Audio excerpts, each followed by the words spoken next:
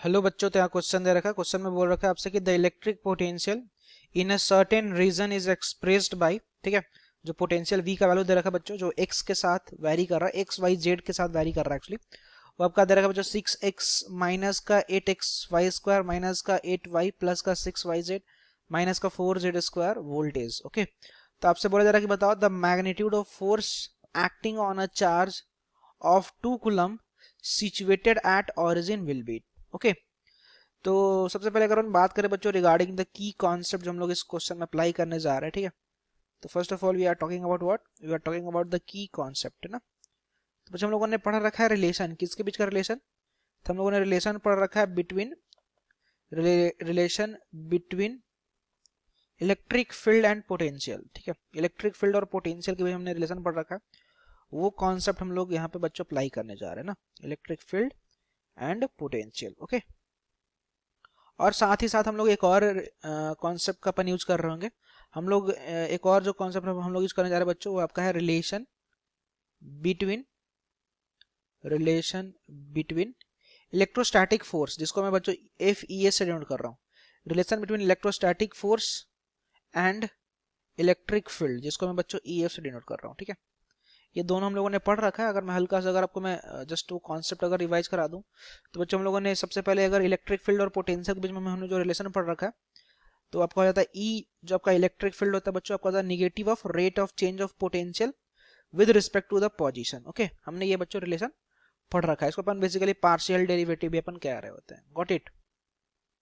और साथ ही साथ आपका इलेक्ट्रोस्टैटिक फोर्स का जो बच्चों वैल्यू होता है, जिसको मैं यहाँ पे लेटर से FES से डिनोट कर रहा हूँ, मैं सिंपल यहाँ पे मैग्नीट्यूड वाइज ही डिस्कस कर रहा हूँ। तो एफ इलेक्ट्रोस्टैटिक्स का जो बच्चों वैल्यू होता है आपका बराबर होता है Q इंटू का E। Q यहाँ पे बच्चों चार्ज का वैल्यू है और E आपका यहाँ पे इलेक्ट्रिक फील्ड है। सबसे पहले अगर अपन बात करें जो हमारा पोटेंशियल का जो इक्वेशन दे रखा है, वो इक्वेशन अपन राइट डाउन कर लेते हैं ना। तो V इज इक्वल टू आपका दे रखा है बच्चों 6x, ठीक है, माइनस का 8x स्क्वायर माइनस का 8xy स्क्वायर एक्चुअली, ओके, और साथ में माइनस का 8y माइनस का 8y, साथ ही साथ है प्लस का 6yz प्लस का 6yz, और साथ में है आपका बच्चों माइनस का 4z स्क्वायर ना। तो आपका पोटेंशियल वैल्यू दे रखा है। हमें ये पता है कि जो इलेक्ट्रिक फील्ड है, अगर अपन इलेक्ट्रिक फील्ड निकालने पे अगर अपन आए, तो व्हाट वी कैन से, अगर हम लोग इसको डिफरेंशिएट करना स्टार्ट करेंगे, तो मैं बोलूंगा माइनस का, सिंस XYZ तीनों में वेरी कर रहा है, तो मैं लिखूंगा माइनस का dv अपॉन dx आई कैप में, प्लस का आपका आएगा dv अपॉन dy, जिसको अपन बात करेंगे y एक्सिस में बात कर रहे हैं तो j कैप लिखेंगे, और प्लस का dv अपॉन dz बोलेंगे, और ये लिखेंगे अपन बच्चों k कैप में, ठीक है। अब सबसे पहले करेंगे कि जो पोटेंशियल वाला टर्म है, इसको अपन डिफरेंशिएट करते हैं सबसे पहले x के रिस्पेक्ट में, फिर y में और फिर z में, ठीक है। सबसे पहले अगर अपन बात करें if we are going to solve this potential term with respect to the x, तो चलो जो dv अपॉन dx जो आएगा, अगर सबसे पहले उसको अगर लिखें यहाँ पे, तो 6x को डिफरेंशिएट करेंगे तो 6 आ जाएगा, ठीक है, क्योंकि 6 कांस्टेंट है, और x से पावर 1 को डिफरेंशिएट करेंगे तो आपका 1 बचेगा ना। साथ ही साथ अगर आप देखो तो यहाँ पे अपन सिंस x के रिस्पेक्ट में डिफरेंशिएट कर रहे हैं, तो बाकी सारा टर्म अपना कांस्टेंट होगा, तो अगले वाले में माइनस का 8y स्क्वायर आपका कांस्टेंट है, गॉट इट। और अगेन अगर अपन x को डिफरेंशिएट करेंगे तो आपका 1 आएगा।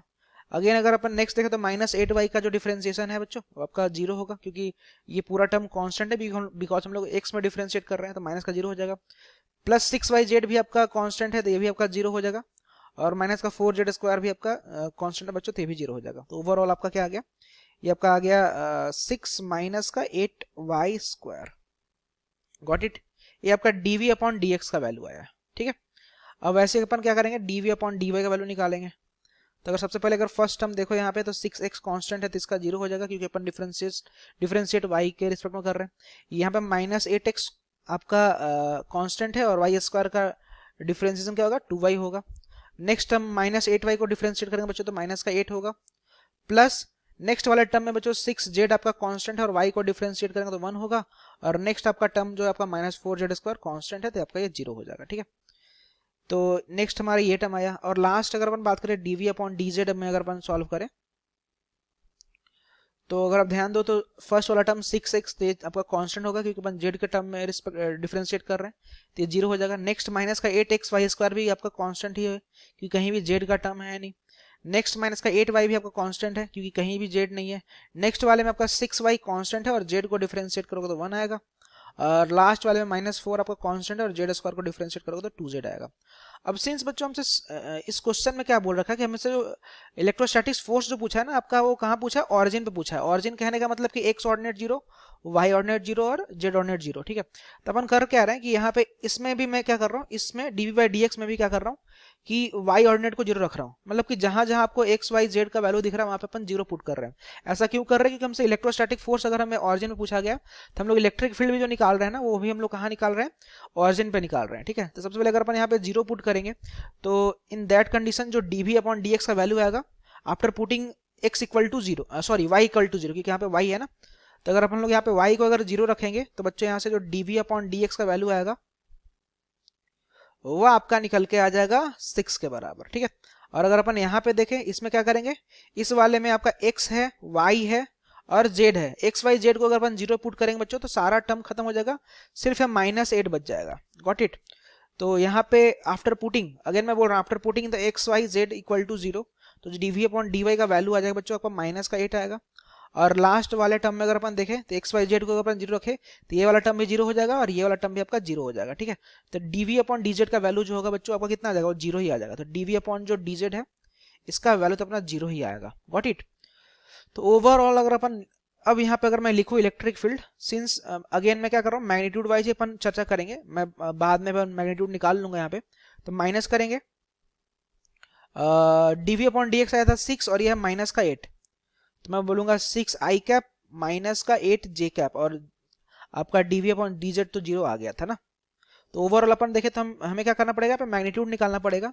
तो मैग्नीट्यूड के लिए क्या करेंगे, तो सबसे पहले अगर इसको थोड़ा सा एक्सपेंड करते हैं तो 6 आई कैप प्लस का 8 जे कैप। मैग्नीट्यूड के लिए क्या करते हैं कि जो अंडर रूट लेते हैं और आई कैप का कोफिशिएंट का स्क्वायर करेंगे, फिर करेंगे प्लस जे कैप के कोफिशिएंट का स्क्वायर करेंगे। Got it. तो कितना आ जाएगा 36 और 64 या जगह 100 का रूट लेंगे तो आपका आ जाएगा बच्चों 10 के बराबर ना। तो ये आपका आ जाएगा, ये आपका क्या है, आपका इलेक्ट्रिक फील्ड का मैग्नीट्यूड आया ना। इनफैक्ट अगर आप इसका यूनिट वाइज लिखना चाहो तब बोल सकते हो न्यूटन पर कूलम। Got it. अब अगर अपन बात करें तो हमें निकालना तो इलेक्ट्रोस्टैटिक फोर्स है जिसका मैग्नीट्यूड हमसे पूछ रखा है इन द क्वेश्चन। तो चार्ज का बच्चों वैल्यू दे रखा है आपका 2 कूलम, और हमने भी जस्ट देखा कि Q इंटू का E करते हैं तो इलेक्ट्रोस्टैटिक फोर्स मिलता है। तो Q है 2 और इलेक्ट्रिक फील्ड का मैग्नीट्यूड आया था 10, तो 10 टू 20 न्यूटन जो आपका वो करेक्ट आंसर है। ऑप्शन वाइज 4th नंबर का ऑप्शन करेक्ट है ना। Thank you.